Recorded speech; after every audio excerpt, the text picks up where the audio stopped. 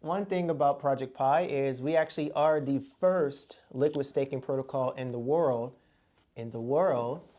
to implement the ERC 404 standard into our collateral token on a liquid staking platform. Hello, everyone, and it's Dr. Jamar Montgomery with another episode of Office Hours, and we have none other than Christopher Powell of Project Pi. What's going on, Chris? How you doing, man? How you feeling? I'm feeling good, man. There's no energy like founder energy, man. It's good to be around founders like yourself, man. We're here at the Atlanta Blockchain Center, and this is where you got your start, right? Yeah, so this is where I built Project Pi. I was actually, funny enough, in the room over there. So, yeah, me and my co-founder, Vandal Calendar, we literally came here one day and just decided to create a startup. We basically, a backstory, Vandal worked at Intuit MailChimp, and I worked for a Web3 company that was based in Dubai. Okay. And when I came up here, he was working from home, or rather working in the other room. And I saw on the TV basically his work and everything he was doing. And I was just like, man, we're doing the same thing. It's just on a different, like, Web3, Web2 aspect. And so something was like telling me, like, why don't we just make a startup? Like, why don't I just hit him up? So I just told him, like, hey, we should create a company. He was like, okay, what would you want to do? I'm like, we can just look at some of the problems that we see on certain blockchains, like Ethereum, for example. About 60% of their node infrastructure or computers are on Amazon Web Services, AWS. And that could be an issue because what if the government one day just says, hey, Amazon Web Services, you got to shut down? That means 60% of Ethereum is also shut down. Now, granted, everyone else is running the computer, so it would still be fairly decentralized, but 60% of something is still pretty massive. Yes. So we decided to build our company off of these little computers. You ever heard of Raspberry Pis? Absolutely. So we use Raspberry Pis to create blockchain nodes, and that's where Project Pi came to be. Raspberry Pi. Okay. Yep. Most up. Okay. All right, dude. You kind of hit us with a bunch, and the part about that is right. I didn't realize that the statistics were that high with Amazon Web Services, because it could even also be Amazon Web Services has contracts with the government, right? And so you could literally say, Amazon Web Services, we don't really the fact that you have, that you're supporting Ethereum companies, or if there was ever a crackdown on crypto. Yes. It wouldn't be a direct attack on crypto. It would go after the companies that are providing the support infrastructure for crypto. And to find out that Amazon Web Services is so highly involved in it, or at least companies are relying on Amazon Web Services. Okay, man. So you found your co-founder here at Atlanta Blockchain Center. Were you part of the incubator program, or? Yeah, so we ended up getting into cohort 3. Okay. And when was this? Oh man, if I had to say, that was around September 2023. Okay. So somewhere around like that middle of August to like the middle of September. It was like I believe 4 to 6 week program. Okay. And it taught us a lot. Van and I literally had so many different prototypes and so many things that we were building when we first started that we just needed to really hone in and focus on what we wanted to build. And which that's important for a founder, is knowing that, of course, we had an idea of what we wanted to do, but just staying on that path and really just staying laser focused on what is the problem and sticking to it and building on it. Yeah, I know I know with crypto, sometimes it's a solution in search of a problem. And now really finding out, okay, what is the unique value proposition that we can bring to the space? So one, I'm hearing you guys your miners are Raspberry Pis. A little bit. Or your nodes, your nodes are Raspberry Pis. What made you make that decision of creating nodes from Raspberry Pis? Truthfully, it was because we're bootstrapped. Okay. They're very cheap, but very efficient. The whole premise of Raspberry Pis is like there was a company that was based out in, I believe, the UK, and they wanted to make little bitty computers for individuals that just didn't have enough money to make their own laptop or get their own laptop or build their own desktop. These little bitty computers are good enough to be able to really do anything. They're like the Swiss Army knife of compute because you can, I've seen people make, like, we've made video games out of them. Like, we literally had a little small computer and we were playing like Dreamcast emulators, Nintendo 64 Wow. emulators. Wow. So you can really do so many things with this small computer. And when it comes to blockchain, you can mine with them. Clearly now you're not going to really make as much as you would if you had like a stronger computer. Yeah. But you still are able to mine. You can also validate certain blockchains, like the proof of stake blockchains. You can actually validate with these little computers as well. That's really the main reason why we started with them, is because I would rather start, especially bootstrapped. We had to pull a lot of our funding out of our own money, and we had to buy them and go from there. Yeah, absolutely. Okay, so what exactly is Project Pi? That's a great question. So simply put, Project Pi is a node infrastructure company that has built what's called liquid staking. So we are node infrastructure first, but we also have we deal with DeFi.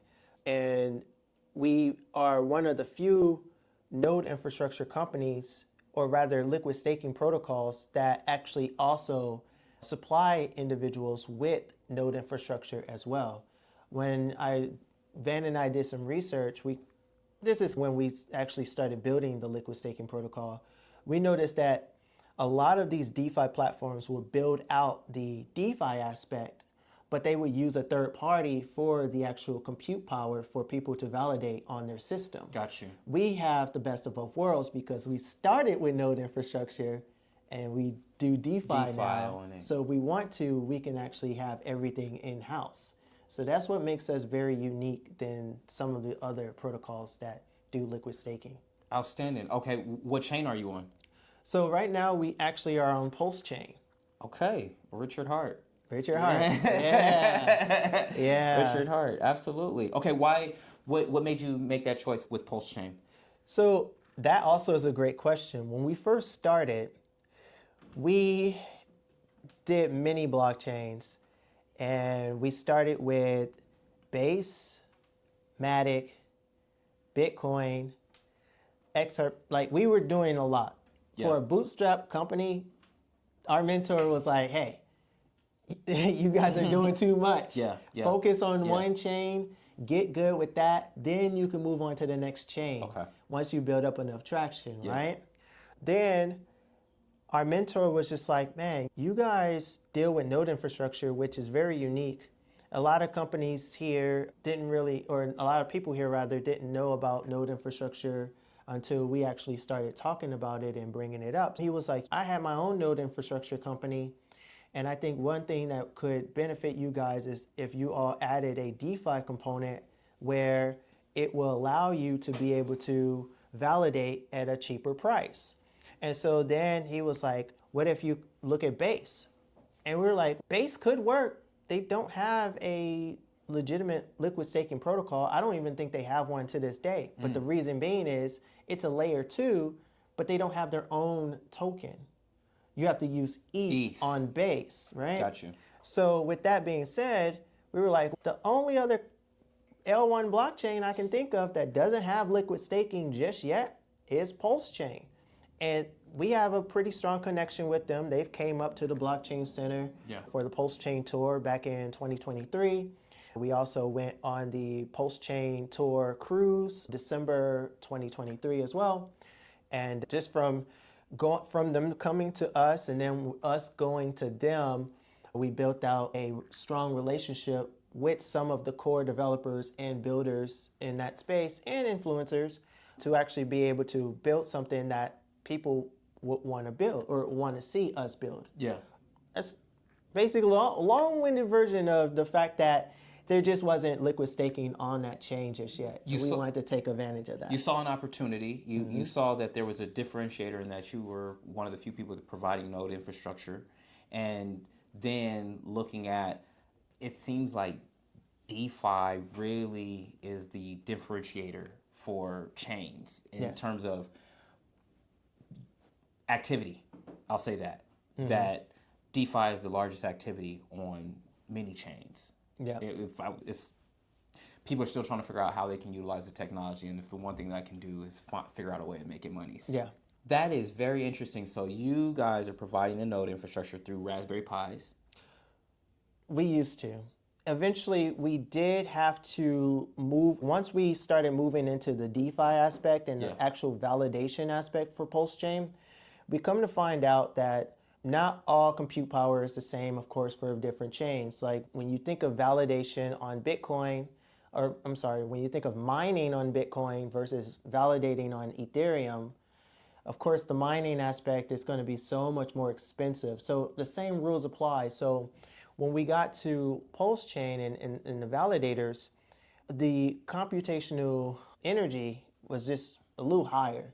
So we had to use higher specs that a Raspberry Okay. Pi wouldn't be able Okay. to support. So we did end up switching to mini computers, either Intel or AMD. They would support like 2 terabytes of storage, maybe 32 to 64 gigabytes of RAM. And it's just something that the Raspberry Pis just cannot handle yeah. right now. Yeah. Yeah. Okay. What else is something that you want my audience to know about Project Pi? Or do I have to go to my crypto A to Z? Let's see. Let's see what crypto A to Z has to say about Project Pi. Why is Project Pi unique? Pioneering liquid staking. It's the first liquid staking protocol on a cutting-edge blockchain.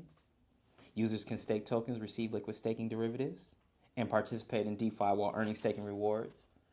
Innovative tokenomics. Advanced tech, the ERC 404 standard. One thing about Project Pi is we actually are the first liquid staking protocol in the world to implement the ERC 404 standard into our collateral token on a liquid staking platform. Outstanding. And for those that do not know of ERC 404, it is a mixture of the ERC 20 standard and the ERC 721 standard. When you combine both of those, you have what's called fractionalized NFTs. We coined the term liquid NFTs for our liquid staking protocol. And one of the unique things about it is we made the NFT very valuable in a way that if you hold 100,000 of our collateral token called PPY or Project Pi Yield, you stake the NFT and you get fees kicked back to you from the fees generated off of the protocol. So we have done a little bit of the revenue sharing. We did some research around this. I had to literally, it's crazy. The whole liquid staking protocol took us 10 months to build. From February of last year to December of last year. So it's really 3 months old. Yeah. I would say around like the end of August, the beginning of September, we technically had everything built out to deploy on mainnet. So we probably could have been on mainnet by October. But I was the one that built most of it. I'm the CTO. So I just was like, something just doesn't feel right. Like it still feels empty in a way. And I wanted to figure out if there was any way that we can still make this so much more unique than just some regular ERC20 token for the platform. So I started doing research in the ERC 404, and last minute, it took me about a month to like really build this out, but I ended up implementing that and just like actually going over how everything would work within that system. Did a case study with Lido, which is the largest liquid staking protocol in the world. They have, last time I checked, about $40 billion in total value locked. They bring in, on average, about $60 million a month in fees, right? So then if you think about the system that we've built, and let's say we were able to generate those numbers, then that means that anyone that is staking the NFT would be generating about $3,000 or $4,000 a month by just staking an NFT and receiving fees. So that was one of the reasons why I implemented that system. Yeah, thinking about the future growth and of the platform. Yep. Dude, give us a little. We've talked about Project Pi. Give us a little bit about your background, man. About where you got your start. Okay. So The founder stories are always important, man. no, for They're sure. always important. We always want to talk about the technology, but the technology wouldn't be here without the people. For sure. So how far you want to go back? You want to go back my childhood? You want to go back? Let's go back to where you from? All right. So I'm actually from St. Louis. There's funny enough, there's at least 3 or 4 people that come here that are from St. Louis. It's pretty cool to actually see some people from my town. And I grew up there. I was basically from 2 all the way to about 17. Back in 2008, my mom decided to move. We decided we all should move to Atlanta. Okay. It was either Atlanta or Chicago, and Chicago's just too cold. My senior year, I had to start over on friends, moved down here, went to North Springs, lived in Sandy Springs, graduated from North Springs, went back to St. Louis for college, just for a year, and then came back here around a year and a half later, so around March of 2011. I moved right back here and haven't moved ever since. But I would say St. Louis, man, that is a city. I tell you, people think Detroit's bad, man. St. Louis is no different. I've heard about St. Louis, and crazy part is East St. Louis. I have family there. Yeah, I've heard my partner from law school. He was from East St. Louis, and they got robbed during the middle of service. Yeah, it's no joke. I got some stories. I can never forget. It was one time, literally, we got, like, my mom, me, and my sister actually got robbed daylight, like broad daylight. And the crazy thing was, it was a house invasion, but I told my mom, like, hey, I'm gonna stay at home. I was like 8 or 9 years old, by the way. In the 90s, a little bit different. 90s was a little bit more subtle. Yeah. But I told my mom, like, hey, I'm gonna stay home and play video games. I had my PlayStation 1. She's, are you sure you don't want to come along? I'm like, nah, I'm good. So my younger sister and my mom, they jumped in the car, and something in me said, hey, you need to go with them. And so I listened to that, and they literally pulled out the driveway, and my mom was about to drive off, but she saw in the corner of her eye the door open and saw me, like, actually shutting the door, and I'm locking it, and I go out. So I'm like, okay, everything's good. I got in the car. My mom's, oh, you changed your mind. I'm like, yeah, I decided to come with you guys. So we are out literally 3 or 4 hours just going to the mall, grocery shopping, all this stuff. It was like Friday or Saturday. And we get back home, and the door is wide open. And my mom was like, Chris, you shut the door, right? I said, yes, Mom. I shut it and locked it. She's, I know that, but I'm just like trying to think, like, why is the door open? And we go in there, and it looked like a tornado hit the whole living room. It was wild, like everything gone. Come to find out, like a few weeks later, the cops investigated, and they found all of our stuff. We had a shed in the back. It was some teenagers, 16, 17. They threw all the stuff in the shed trying to go back, because there was a lot of stuff that was gone. And I guess they were going to go back to the shed to grab it, but they got caught. But I always just think, man, if I would have stayed, that could have been it. That could have been it. Who knows what their intentions would have been if they saw me. Yeah. But just fast forwarding, after graduating, or rather before graduating, like, my original major was meteorology. Okay. So a lot of people, especially here, they know that my original background was weather. Okay. I love weather. I actually wanted to do that for a long time. Where'd you go? You told us that you went to Missouri and then you St. Louis University. St. Louis St. Louis University. Okay. I started there. I took quite a bit of hiatus out of school. Just didn't have it. Again, my mom, single mother, just didn't have the money. But I worked for it, and when I was here, I ended up going to Georgia State, and I changed my major to physics. So I ended up doing physics, and while doing physics, I was working at Starbucks, and I was tutoring children in mathematics. and science. And it was one day in particular where I ended up tutoring a seventh grader at a Starbucks. And this was December 2017. I was tutoring this kid, and right in front of me was a guy that had this massive not laptop, it was a desktop, but a massive monitor that had to have been like as big as the TV in there. And I'm just thinking, what in the world? What is going on? Yeah. He brought his whole life with him Yeah. at the Starbucks. Yeah. But I looked closely and I was like, I see this jitter, and I'm like, oh, he's studying charts.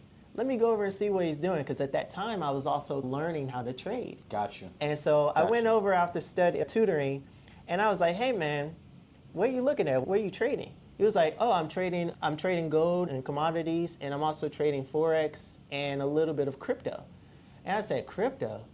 What is that? And he was like, you never heard of Bitcoin, Ethereum, XRP? And I was like, no.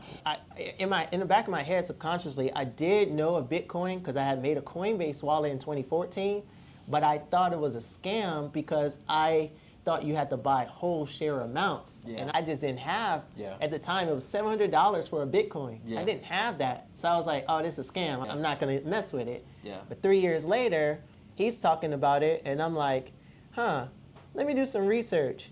And he was talking really heavy on the XRP. So I was like, let me just do some research and see what's going on. I'm going to buy some. At the time, the price was at about 67 cents. 2 or 3 weeks later, it jumped up to almost $4, and I was hooked. I put my little $100 in, and it turned into almost $400, and was like, wow, it just almost 4x in 2 or 3 weeks. Yeah. I definitely got to know more about this. So I started to really dig and do my research, all while still studying physics in school. Yeah. At that point, by the time I graduated, which was December 2020, I basically just asked everybody in the physics department, computer science, mathematics, because in a certain period of time when you're in physics and you're a senior, everything just merges. Like I was taking classes with mathematicians that were getting their masters. Yeah. Like they were mathematicians, computer scientists, like the classes all merged together. So I would just ask people like, hey, y'all heard of this blockchain crypto stuff? And only 1 or 2 people would tell me like, oh, I know a little bit about Bitcoin, but that's it. And I'm just like, wow, this is in 2020. So I was like, That's wild. really far ahead. I'm like, I know about nodes, I know about DeFi and all this stuff. And I just kept doing my research and just kept like really building up until eventually I was like, let me build up my Twitter following too, and let me like really interact with people on Twitter about this stuff. So eventually I did, and I ended up getting my Twitter up to about 12,100 followers. Actually landed the job. That's how I got the job from the Dubai. Yeah. They saw my work and they were like, hey, you do such an amazing job. Are you a developer? At the time, I was like, nah, I just like to tinker with stuff. I like to mess around with things. Yeah. They were like, just keep doing what you're doing. You're hired, That's what's up. and we'll be paying you every. This is how I know they were from Dubai. I had never heard this term until they said it, but they were like, you're getting paid every fortnight. And I was like, fortnight?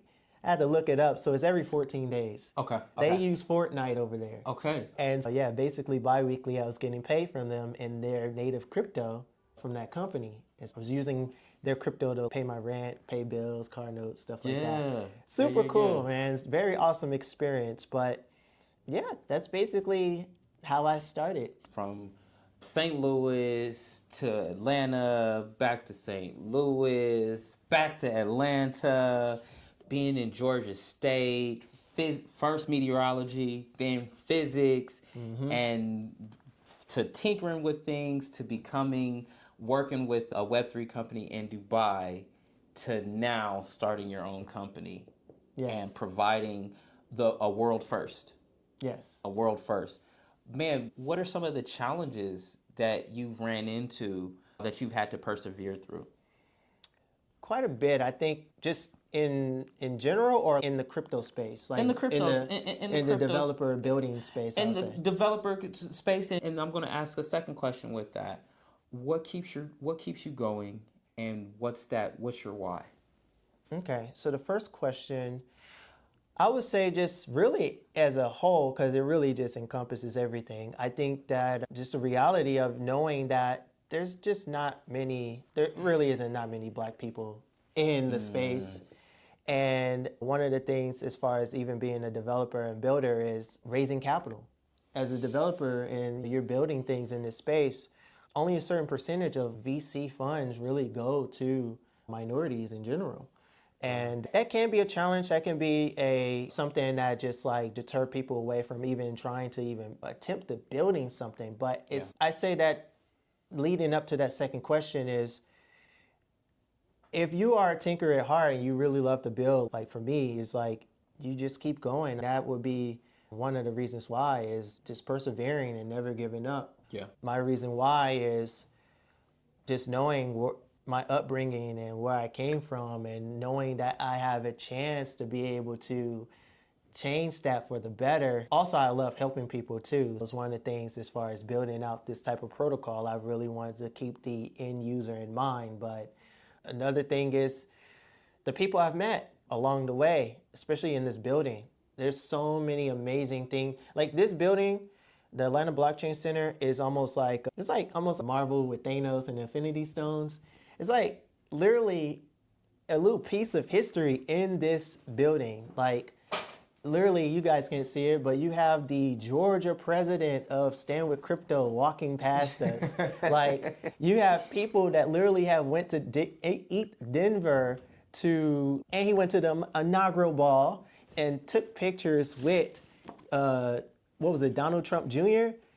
All sorts of people Eric Trump. Yeah, he took pictures with all these amazing people. Yeah. You got people in here that are built like that are in the Forbes magazine. Two brilliant ladies they come here often and they're in that magazine, Forbes 30 under 30. You got amazing developers that build out this space every day that I love talking to.